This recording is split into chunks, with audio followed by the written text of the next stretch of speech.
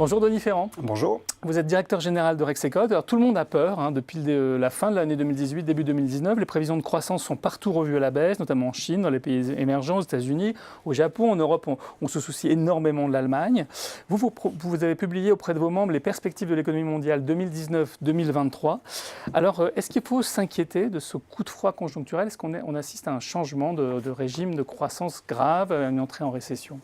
Je pense qu'il y a avant tout un changement dans les perceptions de ce qu'est l'évolution récente de l'économie.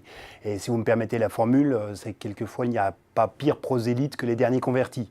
C'est-à-dire ceux qui n'ont pas forcément vu venir le ralentissement économique sont en train de le surjouer. Oui, on est dans une phase de ralentissement économique. Oui, elle est profonde pour certains secteurs. Mais non, ce n'est pas un retour en récession.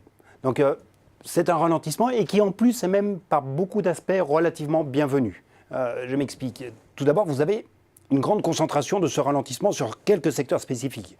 On le voit dans l'industrie allemande qui en fait prend de plein fouet le choc sur l'industrie automobile. L'industrie automobile qui souffre fortement parce que les immatriculations ont chuté comme une pierre en Chine. Elle recule également en Europe. Il y a eu le passage à cette nouvelle norme WLTP qui a été introduite en une nouvelle norme anti-pollution introduite en septembre, qui a perturbé fortement les chaînes de production et de distribution. Et c'est l'Allemagne qui s'était probablement très mal préparée à ça. Quand vous avez un secteur qui représente désormais 4,5% de la valeur ajoutée de l'industrie allemande qui se retrouve en calminé, 4,5% du PIB allemand, pardon, qui se retrouve en calminé, eh bien ça vous fait un effet de propagation dans l'ensemble de l'économie qui est désormais l'économie au centre de la zone euro. Ajoutez à cela, à l'échelle mondiale, un autre phénomène cyclique qui est le cycle de l'électronique. On sait que le secteur de l'électronique est un secteur qui connaît des mouvements de cycle extrêmement marqués, qui interviennent à peu près tous les 3 ans. Et là, on est passé dans la phase baissière du cycle de l'électronique, et on le voit notamment sur la production industrielle de la Corée du Sud, qui recule de 10% actuellement. Donc on est sur des ordres de grandeur qui sont quand même assez massifs. Donc vous avez des phénomènes qui sont de nature très conjoncturelle, qui sont sous-jacents, et qui viennent expliquer cette forte concentration du retournement. Bien sûr, il y a les inquiétudes, Brexit, Italie, Chine, les tensions commerciales, mais elles ne sont pas tellement plus aiguisées aujourd'hui qu'elles ne l'étaient il y a un an. Mais surtout, si vous voulez, ce qui m'apparaît clé, c'est que ce ralentissement est bienvenu. Parce que là d'où l'on vient était probablement un régime de croissance qui n'était pas soutenable par les économies. Qu'est-ce qu'on a vu au fur et à mesure de l'accélération de l'activité, notamment en Europe, mais également aux États-Unis ou encore au Japon? On a vu un peu partout monter les tensions sur les recrutements. Partout, les marchés du travail se sont tendus. En Allemagne notamment, vous aviez plus de 35% des entreprises du secteur des services qui se déclaraient dans l'incapacité d'augmenter leur production du fait des difficultés d'accès à la main-d'œuvre. Donc, le fait que la croissance se calme est presque bienvenu. Cela permet d'atténuer ces tensions et de ramener en réalité les croissances nationales sur ce qui est peu ou prou le rythme potentiel. Alors du coup, si certains qui n'ont pas vu venir le coup aujourd'hui tirent trop le signal d'alarme, et on parle d'institutions internationales en l'occurrence, pourquoi est-ce qu'elles ont ce discours alarmiste? Est-ce que c'est la seule raison qu'elles sont un peu en retard, ou est-ce qu'elles veulent nous alerter sur d'autres choses?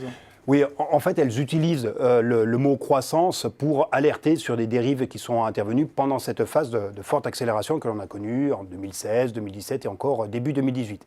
Ces éléments d'accélération, ce sont notamment tout ce qui a concerné l'endettement, et en particulier l'endettement des entreprises. Le FMI, le OCDE, la Banque des règlements internationaux ont beaucoup communiqué autour du risque accumulé, notamment dans la dette des entreprises. Et si vous avez un ralentissement de croissance, à ce moment-là, eh bien, les espoirs de rendement que vous pouviez effectuer au moment de contracter votre endettement ne seront peut-être pas au rendez-vous. Et donc, d'une certaine manière, ce message d'alerte sur la dette des entreprises, c'est aussi un message qui invite à dire « Attention, il faut peut-être mettre la pédale douce sur le mouvement de remontée des taux d'intérêt ».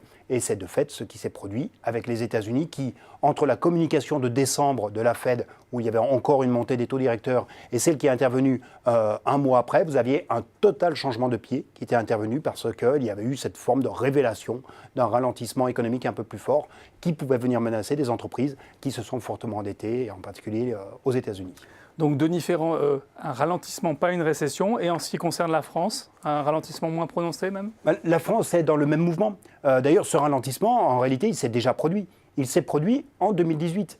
Quand vous regardez le rythme instantané, pas le rythme en moyenne annuelle, mais le rythme instantané de croissance, sur les 4 trimestres de 2017, on faisait 2,8% de croissance en rythme annualisé.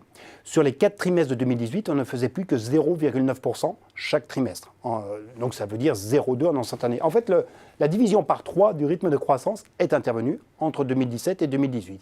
De fait, 2019, parce qu'on a aussi un peu de soutien avec la politique à la suite du mouvement des Gilets jaunes, une politique de pouvoir d'achat, fait qu'on va avoir une croissance qui ne va pas plus fléchir, qui va même peut-être un peu remonter, mais cette stimulation du pouvoir d'achat vient compenser une dynamique induite par les exportations qui sera en revanche, elle, beaucoup plus faible parce que l'environnement mondial est un peu plus dégradé en 2019 qu'il ne l'était en 2018. La France avait pris un petit peu d'avance dans le processus du ralentissement. Denis Ferrand, merci pour cet éclairage. Je vous en prie.